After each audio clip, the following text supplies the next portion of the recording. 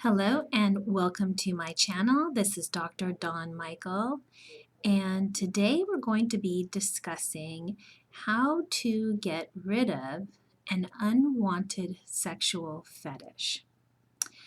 Now, I have yet to see any videos that really go into this topic. Sometimes it's grouped together with addiction topics, and the other spectrum is just simply you can't get rid of it or just accept it. And for some people, none of those options work or they've tried them. So I'm going to go over the approach that I use with clients and give you a couple of different ways that you can deal with an unwanted sexual fetish. And this can also be about a sexual pattern, or if you're feeling like this is a problem with pornography as well, you can also work the system that I have put out. It's not going to be a completely in-depth video, otherwise I would be here for several hours. But I am going to go over some helpful topics for you and give you some tools on how to really understand if this is something that you want to get rid of, number one. Number two, if you can minimize and manage, which is many people fall into that category. And number three, if you truly do want to get rid of it and it is completely destroying your life and making it so that you're not able to maintain relationships, you're doing something that is hurting yourself or unfortunately hurting other people. So all of these are topics that I think need to be discussed more in society, because as I see it, the more that people are invested in watching pornography and even extreme pornography from a younger age, it certainly does change the way that they view sexuality, and they see things that they normally wouldn't see in real life. And that's just part of the problem here. So let's get started with defining a sexual fetish or even an unwanted sexual pattern. And that would be basically fixated on something that arouses you, and that fixation is mostly used for you to get aroused and able to have an orgasm. And it is something that you've had for a very long time. Most people will report that they've had a sexual fetish, even sometimes starting before puberty, although it's not really seen as sexual at that point, but once going through puberty, it gets more solidified. And many times people will work it into their sexual patterns so that they will think about it, they will masturbate, they will kind of get this, I don't want to say euphoric feeling because it really differs for each person. But all fetishes have a particular, not origin, but per se, there's similarities regardless of what fetish it is. And that would be that many times people will get like a rush. It could be adrenaline. So their dopamine's being spiked. At the time, it feels good or pleasurable in the fact that it may not be pleasurable as far as the feeling.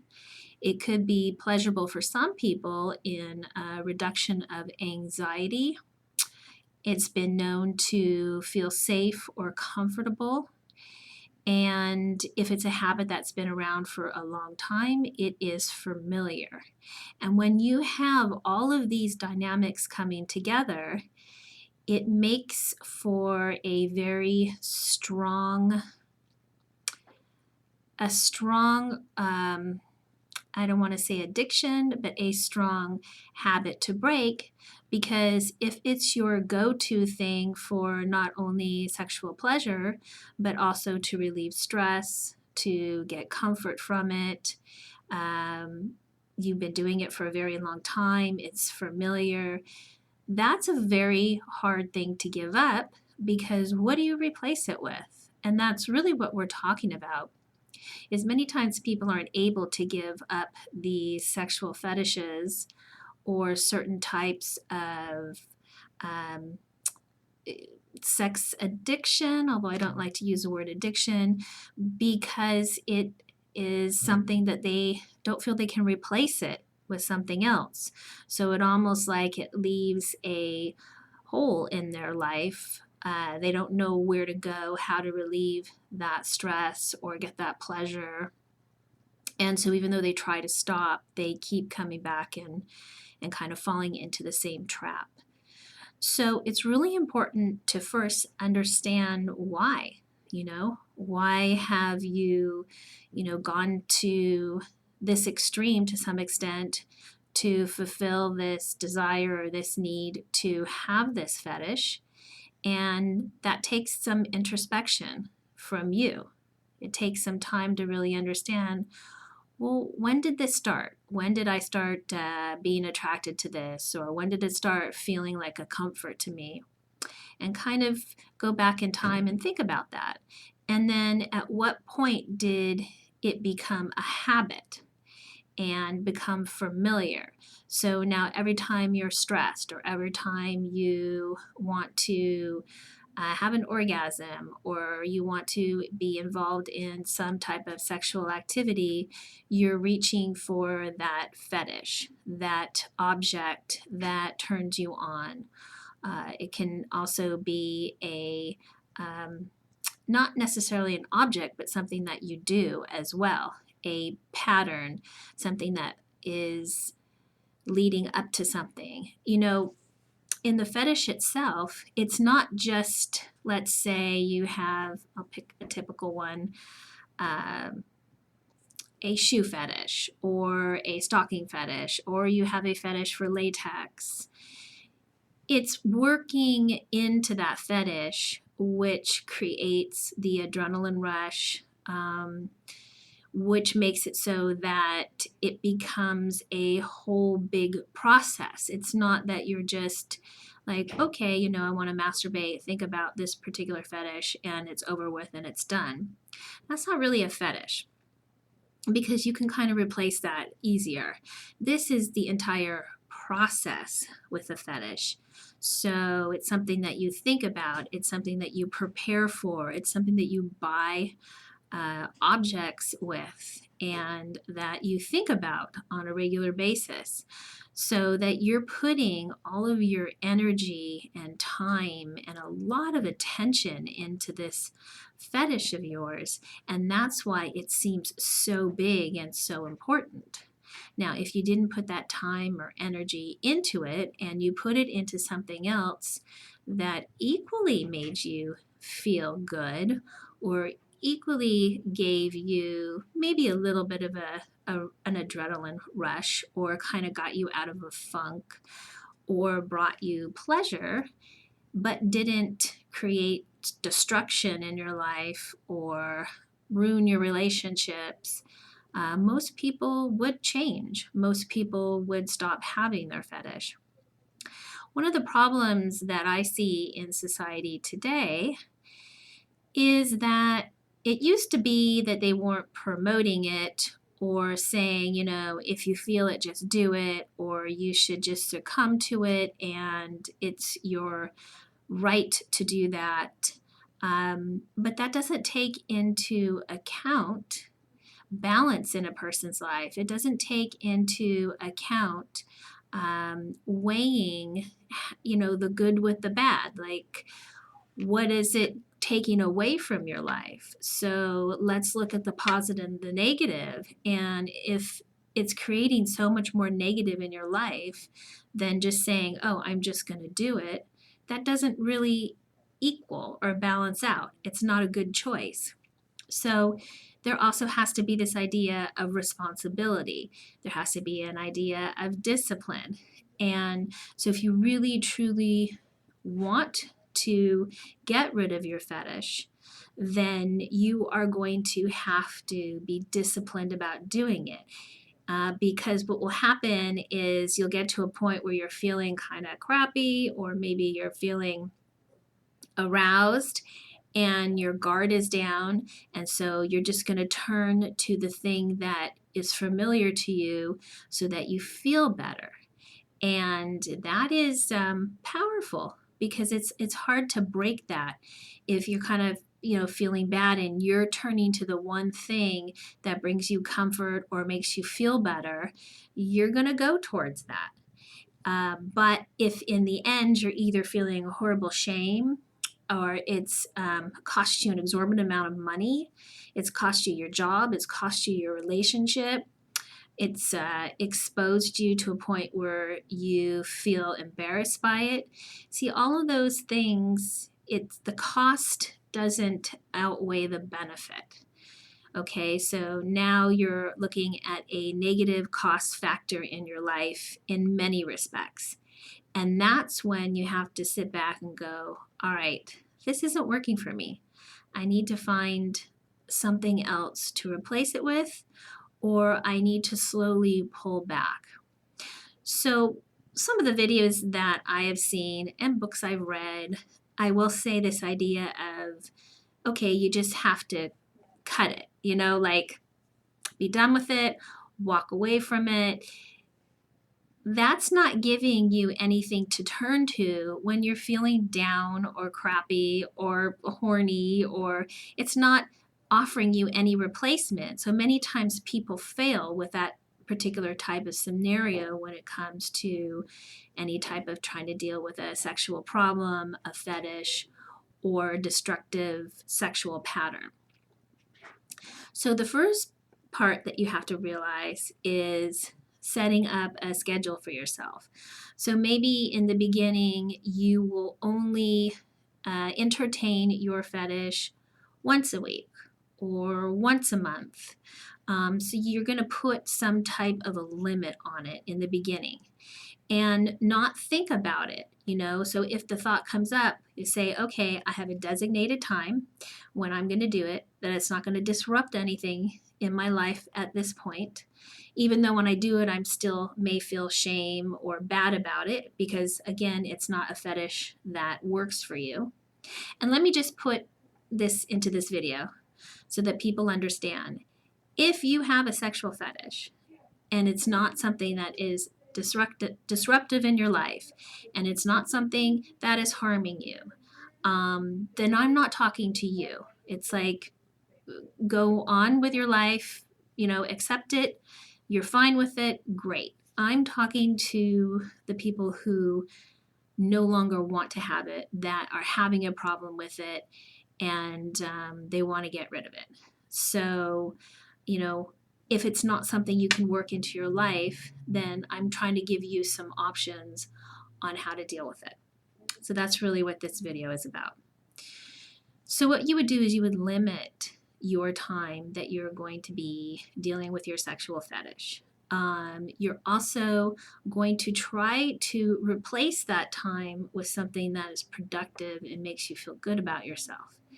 I always turn to exercise, because exercise gives you a natural endorphins, it makes you feel better, and it could be, simply adding some walking into your life, or riding a bicycle, or going on a hike.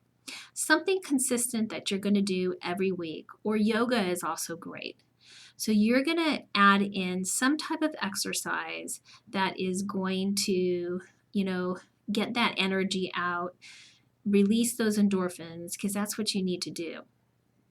The second thing is that up until the time of your fetish, put everything away that reminds you of it. It comes into your mind. You have to be disciplined with this and say, I'm not going to think about it. I know I'm going to do it at this point. I'm not going to watch porn that's going to, remind me of it, because what happens when you do that is it just brings it back into your mind. It just reminds you of it. And so if you're trying to break a pattern, you don't want to increase it. You don't want to add to it. So you would stay away from the porn. If you want to masturbate, masturbate to some other thought, or try to masturbate to some other thought. But again, be disciplined, have a schedule, and set up a time where you're only going to, at first do your fetish at that point. Once you've maintained that pattern for 3 months, because it usually takes about 3 months for a pattern to kick in, now you've eliminated a lot of that until your designated time with your fetish. At that point, you will notice your fetish is not going to be as strong as it was before, because you have no longer been spending your time and energy focusing on it. So that will diminish, where you've also added in maybe some exercise, maybe a hobby that you enjoy doing. So you want to slowly add other things in your life that are pleasurable, but in a healthy way. So after 3 months, then you can come to a point where, how can I now decrease this even more? So now you're going to maybe say, I was doing it once a week, or I was doing it once a month. Now I'm going to do it, once every 3 months. And replace it with something else. So down the line, you're really staying away from it, but you're also adding in things that help you. Now, I'm not getting into the psychological aspect of this, because along the way, sometimes some people will need to really get into some counseling and have some encouragement, and have somebody who is helping them along the way when they feel like maybe they're not able to stick with the plan. And understand that you make mistakes. So let's say you're trying to stick with the plan and you make a mistake. That's fine. Okay, so it backfired. So pick up where you left off and move forward, because it happens, in a 3-month period of time. If you're really trying to follow this routine as disciplined as you are, yeah, you can sometimes fall back, but that's okay. It doesn't mean that you failed. Just pick yourself up and continue where you are. And if you need a support system or counseling, get it. Find somebody who can, help you or remind you. If you're in a relationship, maybe you want to have your spouse or your partner, help you through this, or get counseling. When I work with people, I will start working with them on a weekly basis, and then we will taper off as they're doing better, just to give them a supportive voice where they can come and talk about it, and then we can go over their progress. So I wanted to let you know that it is possible, if you really do want to kick this habit and get past it. You can do it. You're not born with it. A lot of people say, oh, I'm born with it. You're not born with it. This is something that may have attracted you when you were younger, that kind of got solidified when you got older and you went through puberty, and then you just created a habit. You kept thinking about it. You kept playing into it.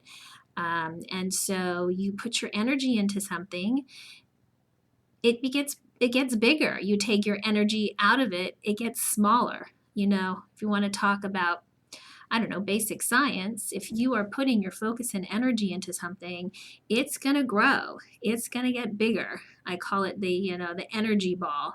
If you're taking your focus off of it, you're taking your energy away from it, it's going to get smaller and smaller, and hopefully you're putting that energy into something else that's healthy and beneficial to your life, and that starts to get bigger. This gets smaller, and you can see over time the process and kind of working through it. So I hope this video has been helpful to some of you, and if it has, please share my video, give me a thumbs up, subscribe to my channel, and leave your comment.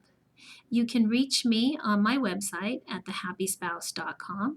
If you have a question, I do have a question box that you can ask me something for a small fee, or I do individual counseling as well. As you know, I believe everyone deserves to have a healthy sex life, and so do you.